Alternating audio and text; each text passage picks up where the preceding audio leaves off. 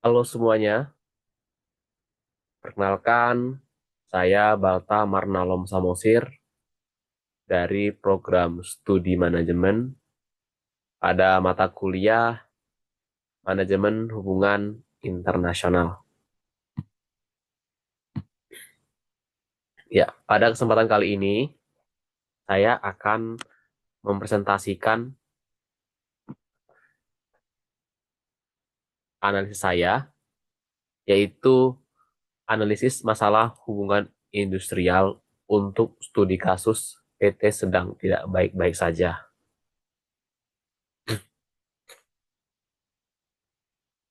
Kasus ini menarik karena perusahaan sedang menghadapi turnover tinggi dan berbagai masalah internal yang cukup serius. Saya akan membahas penyebabnya, peran serikat pekerja, peran manajemen, sampai rekomendasi perbaikannya.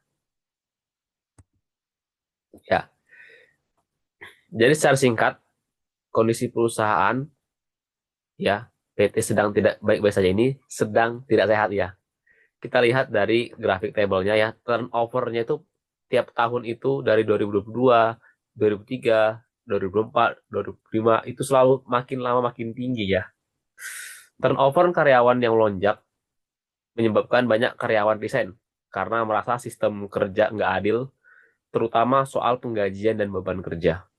Selain itu, work-life balance mereka juga kacau, sering lembur, dan komunikasi dengan atasan kurang jelas. Dampaknya, perusahaan sampai kesulitan rekrut orang baru karena reputasinya udah terlanjur jelek di kalangan tenaga kerja.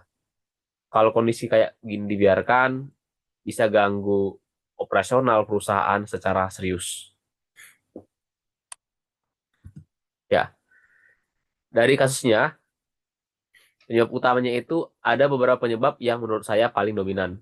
Yang pertama itu beban kerja terlalu tinggi ya. Karyawan dituntut bekerja lebih dari kapasitas tanpa kompensasi yang sebanding. Kalau kita lihat tingkat kepuasan kerja ya dari surveinya, yaitu di angka tidak puas cukup besar ya.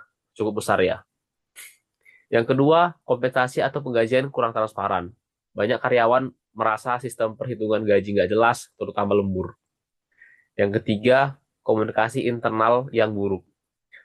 Karyawan merasa nggak didengar, sehingga masalah kecil jadi menumpuk. Dan terakhir, sistem kerja yang nggak seimbang ya, yang bikin banyak orang kelelahan fisik dan mental. Cara mencegah masalah industrial.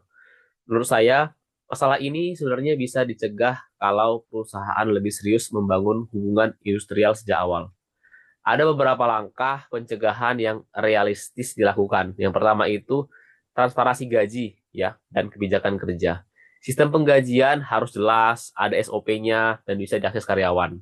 Yang kedua, komunikasi dua arah ya, melalui forum komunikasi rutin ya. Perusahaan sebaiknya rutin membuat forum diskusi atau survei internal supaya tahu masalah sebelum telat. Yang ketiga, evaluasi beban kerja. Human resource harus ngecek apakah jumlah tenaga kerja sebanding dengan pekerjaan yang harus diselesaikan. Ya. Dan yang keempat, program keseimbangan kerja hidup ya atau work life balance ya tadi ya. Misalnya jam kerja yang fleksibel, pembatasan lembur, tambahan ya. Jadi keseimbangan kerja itu penting dan perbaikan SOP HR itu penting ya. Kalau langkah-langkah ini dijalankan konsisten, konflik perusahaan bisa berkurang. Peran serikat kerja. Serikat kerja sebenarnya punya peran penting banget ya. Mereka bukan musuh perusahaan tapi jembatan komunikasi. Di perusahaan kayak gini, serikat pekerja tuh bisa menyampaikan aspirasi karyawan soal gaji, lembur, dan kondisi kerja.